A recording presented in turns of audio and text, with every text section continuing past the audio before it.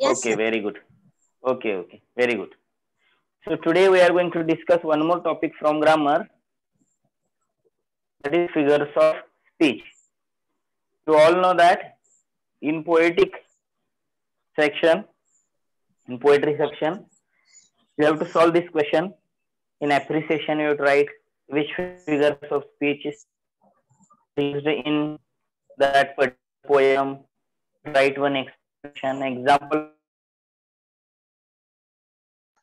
Imran sir, please unmute yourself. Hello. Hello, Imran sir.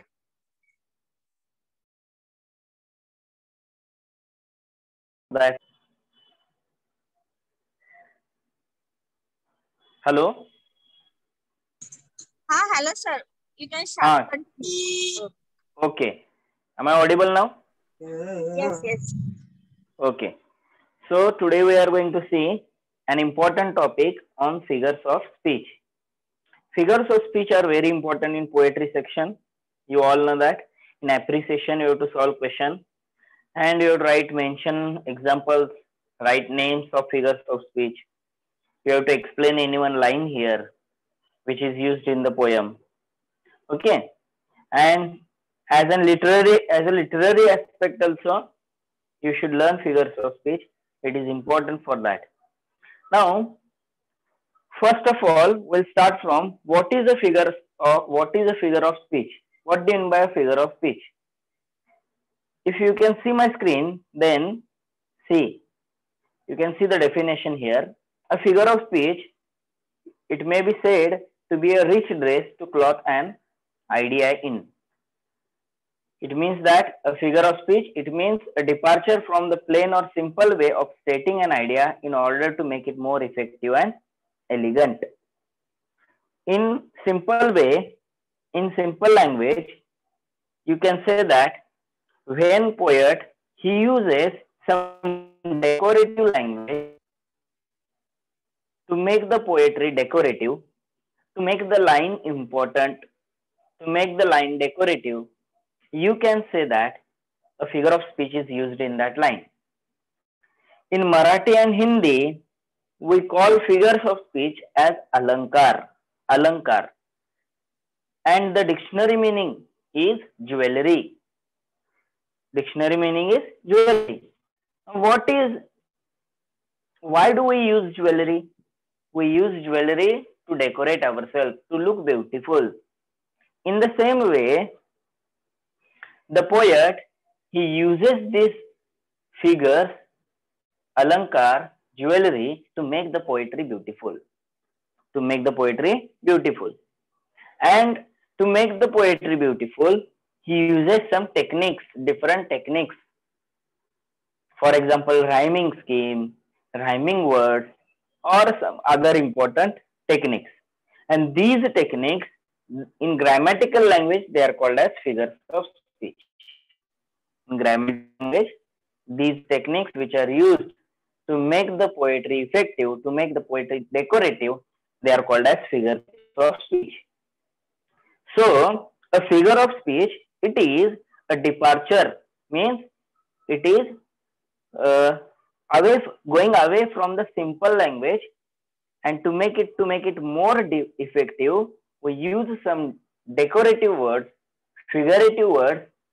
It is called as figures of speech. It is called as a figure of speech. Okay. I hope you have understood the definition. What is a figure of speech now? Now, when the poet, see, when the poet, he uses the phrase like the morning of life, for the simple word childhood. Now see, this word childhood, it is very, very simple, plain word. And instead of using this plain word, simple word childhood, going away from this, departing from this simple language, he uses some decorative language, that is morning of life. The morning of life. Morning of life means what? Beginning of life. And the beginning of life is childhood. Meaning is same, but words are different. Decorative words are used here. And this is what is called as figure of speech. Instead of saying moon, when the poet says the queen of night, Here, the poet has used some decorative language. The poet has used some figurative words to make the simple word moon more effective, more poetic. The queen of night. And this is what is called as figure of speech.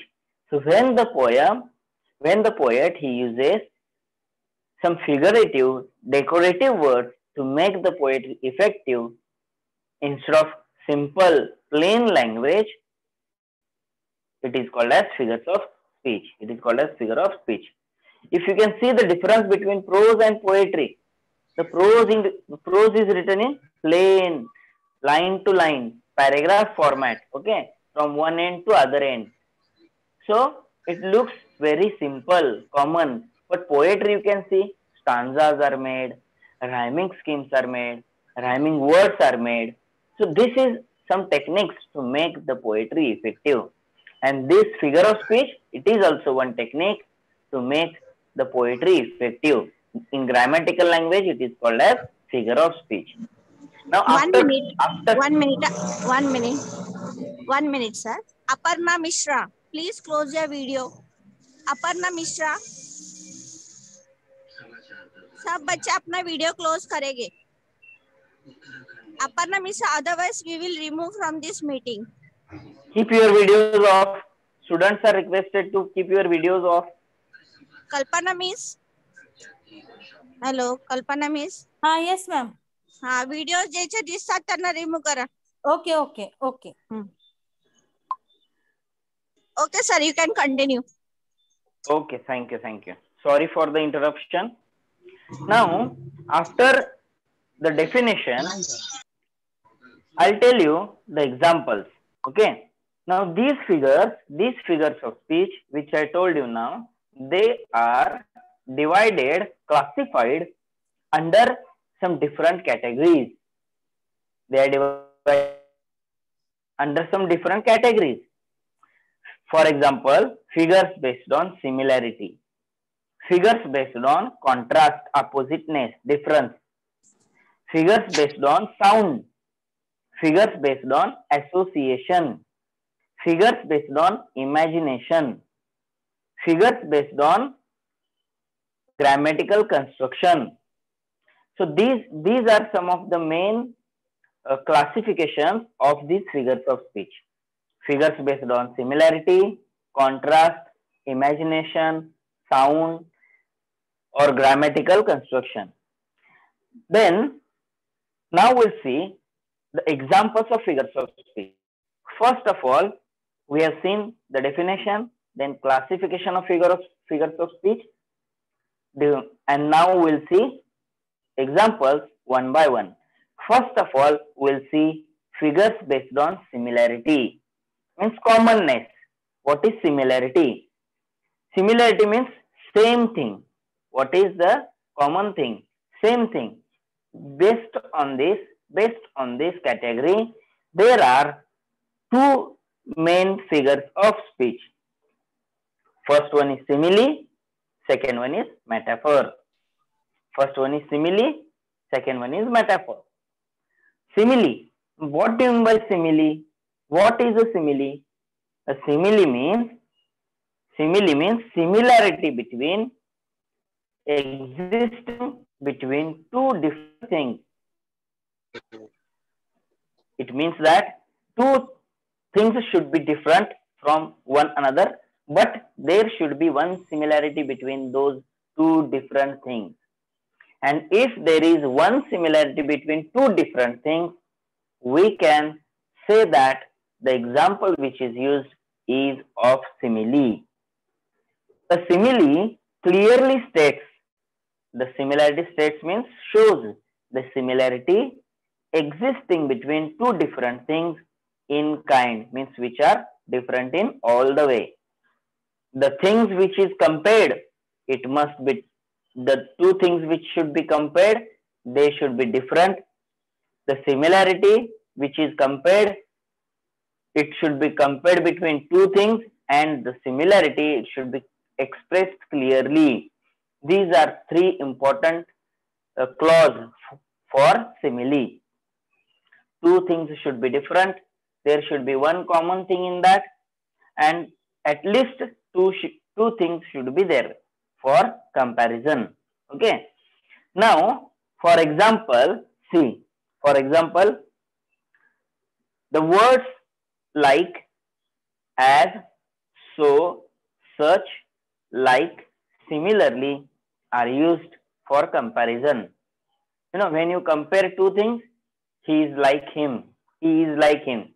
Okay, two things are compared, two people are compared, one quality is common. For example, see here, to follow knowledge is like a sinking star. No one can follow knowledge. Means you can't get knowledge, you can't acquire knowledge in all things. In all, for example, you can't be a doctor, you can't be a science, you can't be a you can't be an engineer, you can't be a teacher at a time. Understood? And even if you will achieve all these degrees, knowledge is updating every day. Knowledge is updating every day. Day by day, new things are coming on, new techniques are coming on, new courses are coming on. So, if you want, it is impossible to achieve mastery in all these things at a time. So, to follow knowledge, it is just like a sinking star. What is a sinking star? Sinking star means a star falling from sky. Just like you can't catch the sky, which is falling from the sky, just like that, similarly, you can't follow, you can't catch knowledge. Understood? A person who achieves knowledge in one thing, he updates himself in one thing, he remains, he lacks in other thing. Understood? So, just like this, to follow knowledge is like a sinking star. Now, here knowledge and sinking star, two different things are compared with the word like, and one thing is common, that is you can't follow them, you can't achieve them. This is the one common thing between these two things. Okay. As idle as a painted Hello. ocean. As idle, we'll see in this example. Imran as sir, as hello. Hello Imran हाँ sir, madam, आपकी screen नहीं दिखाई दे रही है, आपका सिर्फ आवाज आ रहा है, स्क्रीन नहीं दिखाई दे रही है. just a second madam, just a Okay. second, I'll see what is it is on screen is on. Okay.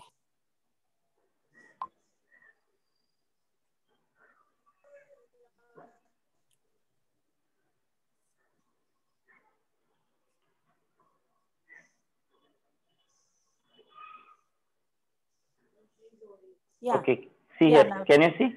Yeah, sir. Now. Okay.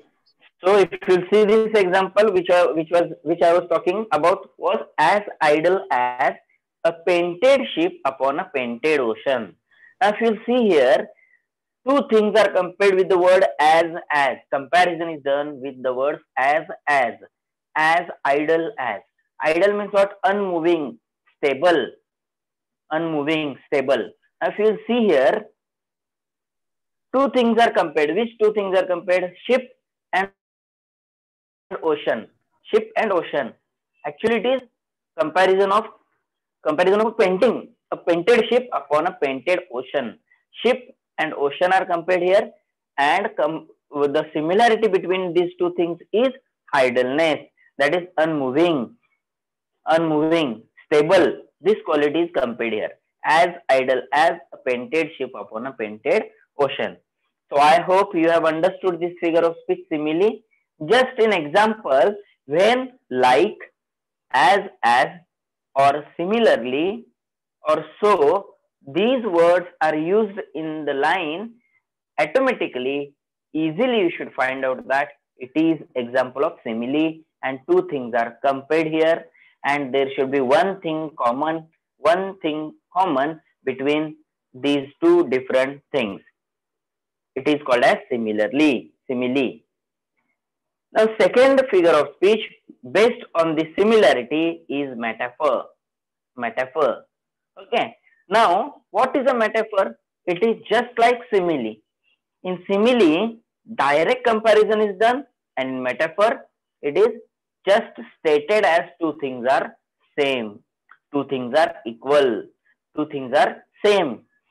In simile, for comparison, we use the words like, as, so, but here the words two things which are compared, they are said as if they are one, they are together. In metaphor, it is a figure in which a word or a quality properly belonging to an object is transferred to another object in such a way that a comparison is implied or suggested but not clearly expressed. Now, if you see this definition, then in simile, it is written, it is stated that as if two things are same. For example, the camel is the ship of the desert. If you see this example, the camel is the ship of the desert. Now here, if you see two things, camel and ship, two things are different. Camel and ship, two things, both the things are different. But there is one quality common in them. And what is that one common quality? Moving swiftly in the desert. Understood? Just like a ship can swiftly move in water, in the same way, camel can swiftly move in desert. Understood? The camel is the ship of desert. Just like we use ship to move, to travel, to sail in the water, in the same way, we use camel to pass, to travel in the desert. The camel is the ship of desert. Now here two things are compared, but it is said that two things are same, two things are one. Just like that. Understood? So, thy word is a lamp of my feet. Now if you see this word thy, it is called as archaic word in grammatical language. This word thy, thou, thee, these words, they are called as archaic words. In Old English literature, these words were used. So, variety is a spice of life. This example, variety is a spice of life. No, variety, different things we want in our life. It is a spice. Means we want that in our life. If you see this metaphor figure of speech, easily you can say that two things are said as if they are one. For example, if you want to understand simile and metaphor as based on similarity, in simile, the words like, such, as, etc. are used. And in metaphor, two things are said as if they are one. And one important thing, simile can be converted into metaphor and metaphor can be converted into simile. We can transfer these figures of speech in one another. One easy example, for example, I'll tell you, see, listen, your face is like moon. Your face is like moon. Now, when the poet says this line, when the poet writes this line, he is imagining somebody, for example, his beloved, lover, or someone. Okay, and he says, your face is like moon. Here, he compares the person to the face of that person to the moon, and he says, she is beautiful. She is beautiful, just like the moon. Just like the moon. Your face is like moon. Now here, two things, the person and the moon are different, but one same quality is beautifulness. Understood? That is beauty. That one, it is the one common quality between these two things. Okay, and the word like is used to compare these two things. Your face is like moon. This is simile. This is simile. And one easy example, see, for example, you are donkey. Easy example, means you are full like donkey. You are not, actually you are not donkey, but you are full like donkey. Easy example, you are donkey. This is metaphor. Two different things, but qualities are mentioned here. It is example of metaphor. So these two figures are based on similarity, simile and metaphor. I hope you have understood this now. Next classification, next figure of speech, it is based on contrast. That is difference. Difference between two things. Contrast means oppositeness. Oppositeness. And the figure of speech which is based on oppositeness, contrast, is antithesis. The first figure of speech which is used is antithesis. Okay, antithesis. Now, anti means what? Anti means opposite. For example, see, corruption, anti-corruption, virus, antivirus. I hope you are familiar with this word. So many times you have heard, you must have listened these words, virus, antivirus. We use this in computer. To remove virus, we use antivirus. Corruption, anti-corruption. A committee is there to stop corruption. It is called as anti-corruption. Understood? So anti means what? Anti means opposite. Now here, antithesis. If you see the dictionary meaning, anti means opposite, thesis means ideas. So when opposite ideas, opposite words are brought together in same line, at that time it is called as antithesis figure of speech. It is called as antithesis figure of speech.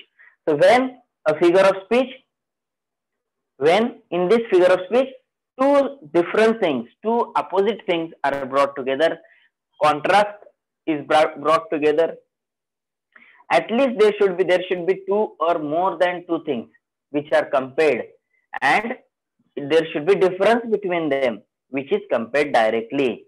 See here, if you see this example, united we stand, divided we fall. Easy example.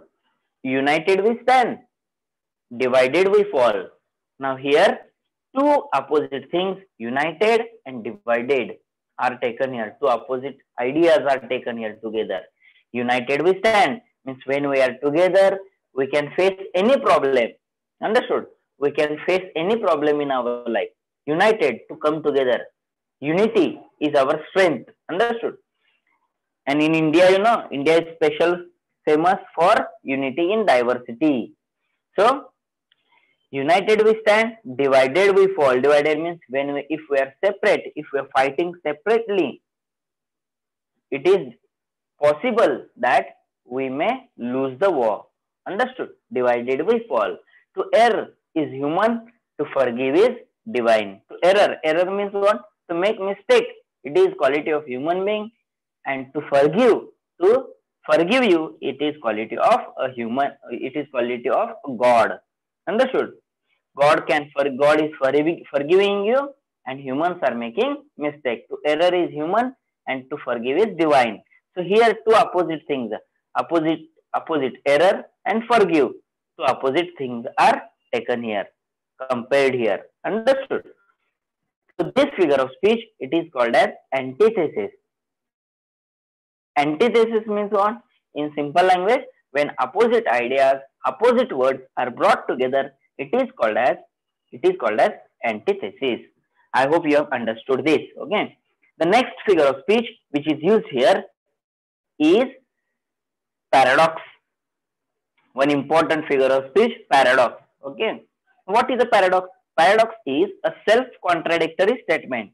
It may be true or may not be true. It is called as absurd. Absurd means what? Absurd may be funny, foolish type of statement. For example, if you see this example, India, the richest country of the world, is inhabited by the poorest people. Means what? India is rich country of poor people. If you see this statement, how is this possible? India is rich country of poor people. In olden days, Bharat, India, it was called as Sone ki Chidiya. It was called like this. Sone ki Chidiya. Means what? Too much gold, money, it was there in India. But after that, Britishers and other people, they invaded us, captured us, they looted what was in India and took away with them. After this also, if you see in today modern India, you can see the in the top 10 richest people in the world. If you see the list, 2 or 3 people are Indians in the top 10 richest people amongst the world. 2 or 3 people are Indians. Means what? Large amount of money is in India only, but the people of India are very, very poor, common people, common people. So money in India is not less. In India, too much money we have. India is a rich country, but of poor people. So contradiction is there here. Opposite things you can see here. Opposite things you can see here in this line. So this is called as paradox. This is called as paradox. One more important figure of speech which is used here is in this comparison or contrast is climax. Now, what is climax? In climax, the words or ideas are arranged in ascending order. Ascending is what? Increased order. 2, 4, 6. This is increasing order. So in increasing order, in ascending order, these words or ideas are arranged. Step by step, the words are increasing. The ideas are increasing. Understood? So at least 2 or 3, more than 3 ideas should be compared here, which are stated, which are to be stated, which are to be written in the line. Understood? In this figure of speech.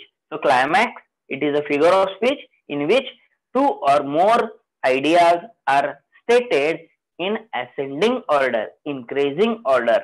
If you'll see this easy example, he smiled, he laughed, he roared. If you'll see this example, he smiled means only smile, just a smile on the face, and he laughed, laughing, a little bit more improving step of smiling. Understood? Most little bit laughing loudly, not loudly, but slowly laughing. Understood? And he roared. Roared means what? Laughing very, very loudly. So some people, they laugh very, very loudly. All others, they look at them, they watch at them, see how this person is laughing like this. So these are 3 steps of laughing which are arranged in increasing order, ascending order. So this is what is climax. He smiled, he laughed, he roared. If you see the upper example, the example which is given above, I fall, I faint, I die. If you see this, I fall means I fell down. I faint. Fainted means what? To be unconscious, to become unconscious. I faint and I die. And the person died means it is the end. I fall, I faint, I die. If you see this, increasing order, step by step, increasing order is given. Next figure of speech which is given here in this category is anti-climax. Anti-climax. What is anti-climax? Same like climax, it is opposite of climax. Anti means opposite, already I have told you. So same like climax, it is opposite of climax. Anti-climax. In climax, the words or ideas are arranged in ascending order, and in anti-climax, the words or ideas are arranged in descending order. The words or ideas are arranged in descending order.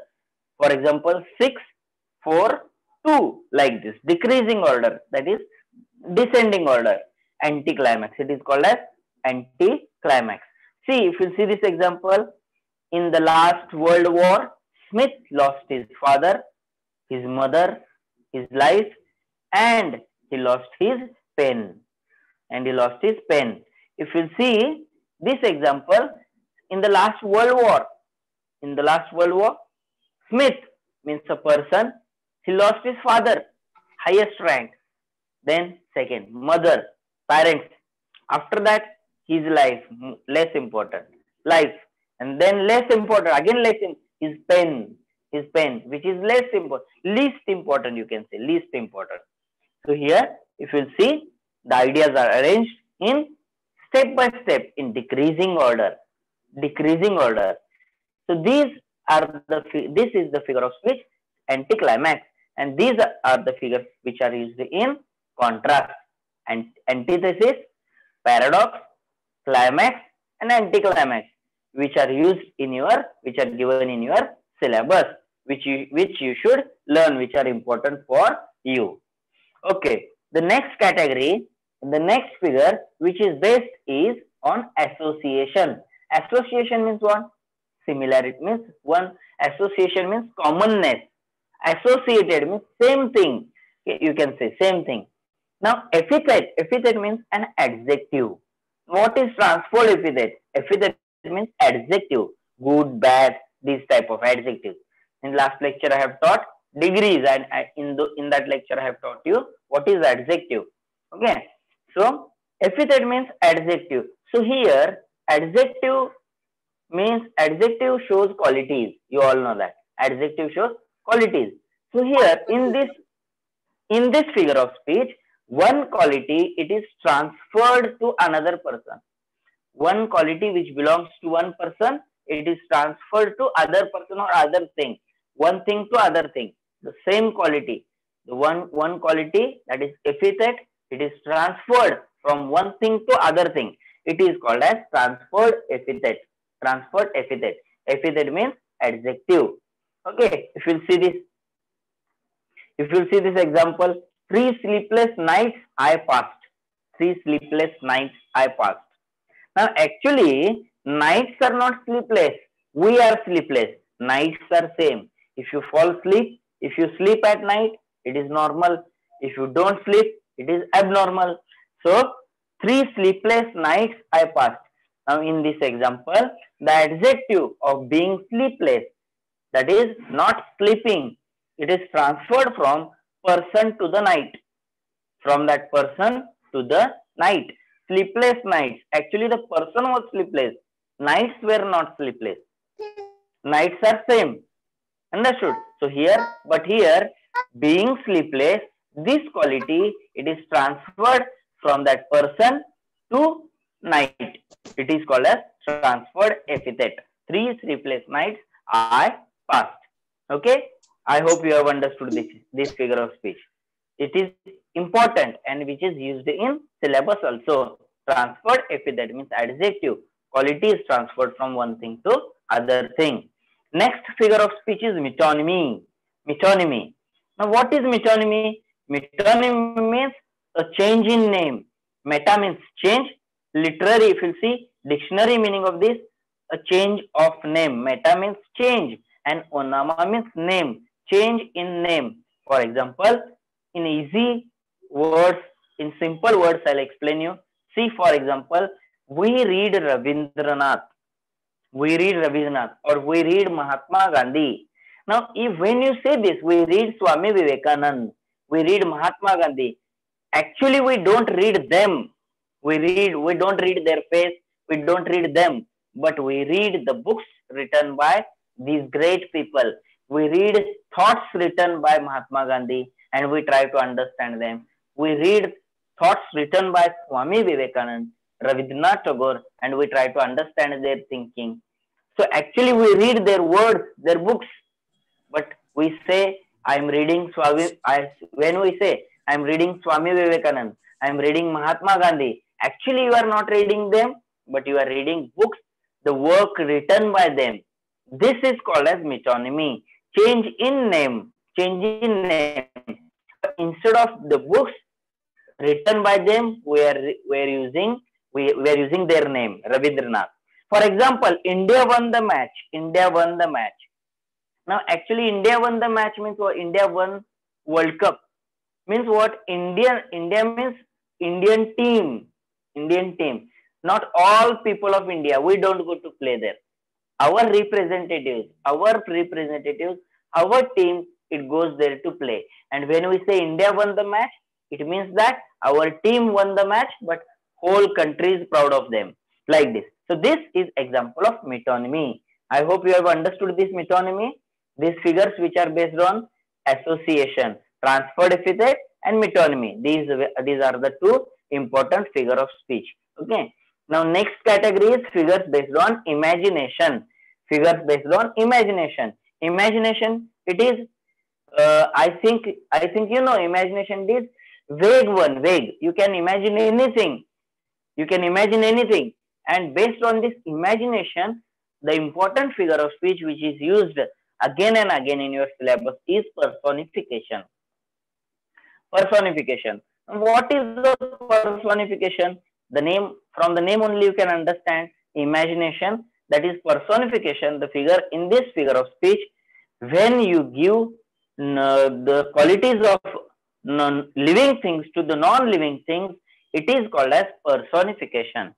Means the qualities of inanimate non-living things, it is given to the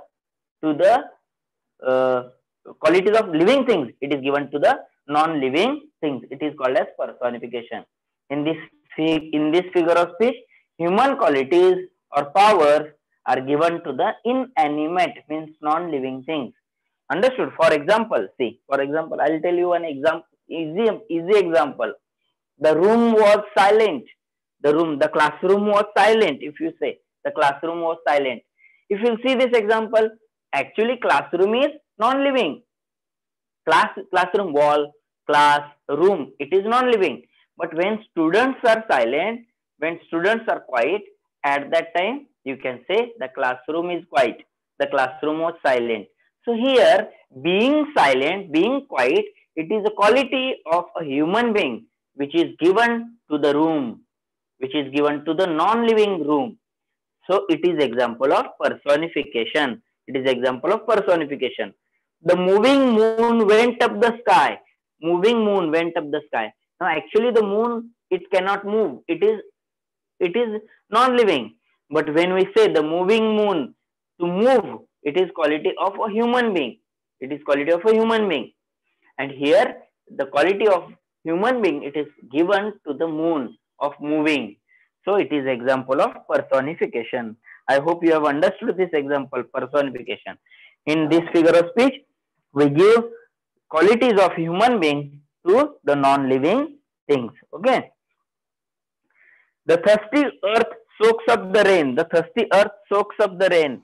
Means when it rains, automatically, some water is absorbed in the rain. So when we say that, when we are thirsty, we drink water. In the same way, the earth was in heat. The earth was thirsty. So it soaked up all the water in it.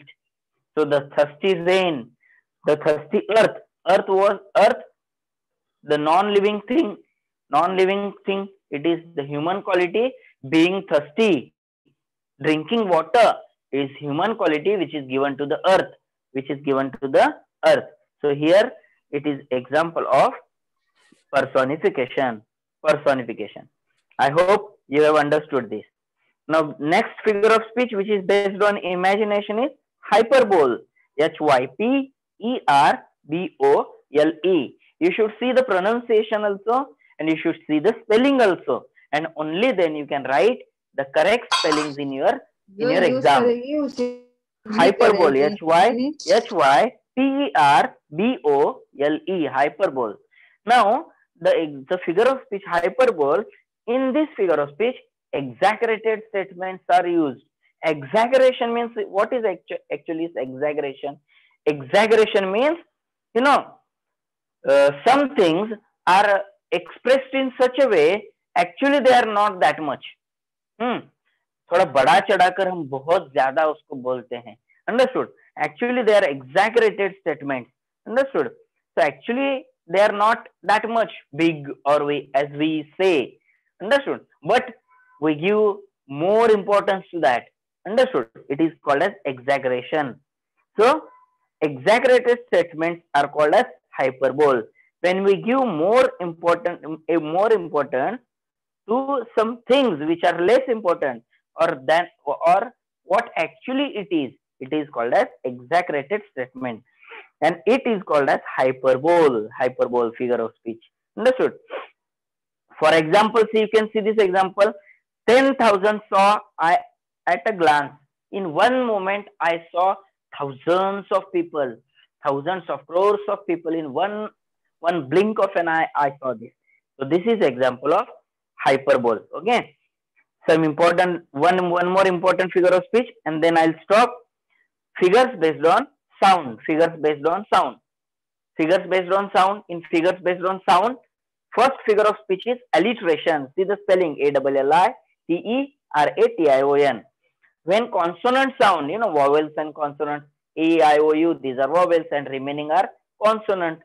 So when a consonant sound, a consonant letter is repeated again and again in the line, it is called as alliteration. If you see this example, from courts to the camps to the cottages, it's strange. The sound C, the sound K is repeated here. C. From courts to the camps to cottages, it's strange. The letter C is repeated here again and again. How high His Highness holds his haughty head. Now here the letter H, sound H is repeated here. How high His Highness holds his haughty head. So when a consonant sound is repeated in the beginning of a letter, a word, a consonant letter is repeated in the beginning of word, it is called as alliteration. The next figure of speech is repetition. In alliteration, only sound is repeated, a letter is repeated, and in repetition, total word or line is repeated. It is very simple. Okay, in a total word or of complete line is repeated, it is called as repetition. If you see this example, alone, alone, all alone, alone on a wide sea. The word alone, alone, it is repeated again and again. It is example of repetition. The next figure of speech is onomatopoeia. See the spelling correctly. Onomatopoeia. Onomatopoeia. Okay. Onomatopoeia. What is onomatopoeia? The words, there are some words which suggest sound. For example, hissing, hissing of snake, you know, thundering of clouds, thunder, thunder. Okay. So these words, or boom, blast, these words, they suggest sound in those words. So when the word, these type of words which suggest sound, they are used in the poem, they are used in the lines of the poem, it is called as onomatopoeia figure of speech. Onomatopoeia figure of speech. Okay. And last figure of speech based on construction is inversion. Grammatical word order is changed here in this figure of speech. Inversion. For example, I am going to school. This is correct grammatical sentence. I am going to school. And to school I am going. To school I am going. Grammatical word order is changed here in this line. To school I am going. I am going to school. So when any grammatical word order is changed in the line, it is called as inversion figure of speech. Okay. Inversion figure of speech. I hope you have understood this lecture, today's lecture, figures of speech which we have studied today. Okay. Figures based on sound, figures based on construction, figures based on directness, indirectness, imagination, okay, and association, contrast, and similarity. So these were some of the important figure of speech which are used in your syllabus. I hope you have understood everybody. Okay, shall I stop now, madam? Okay, okay. Okay, students, if you have any doubt, you can ask by raising your hand. Yes. If you have any doubt, you can ask. If there is any. Hello, sir. Students. Hello. Yes. Hello, sir. Yes. Yes. Yes. Sir आप वापस दिखाओ ना screenshot में. So you want to see the screen again? Yes, sir. Okay. I can share this PDF if you want. Okay, take this. You can also check in YouTube also, YouTube channel, in BMC YouTube channel, you can see it. Yes, you can see the video in our YouTube channel also. Take the screenshot fast if you want.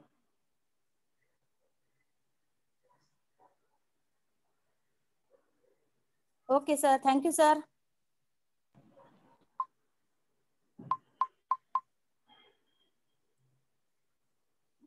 Okay, next maths paper 1 lecture will be there within 5 minutes. Be ready with your textbook. Maths paper 1 lecture. Bhagyashree ma'am, are you there? Please raise your hand. Okay, I'll stop my lecture now. Okay, Thank sir. you. Thank you, sir. Thank you. Yes, ma'am, I'm here.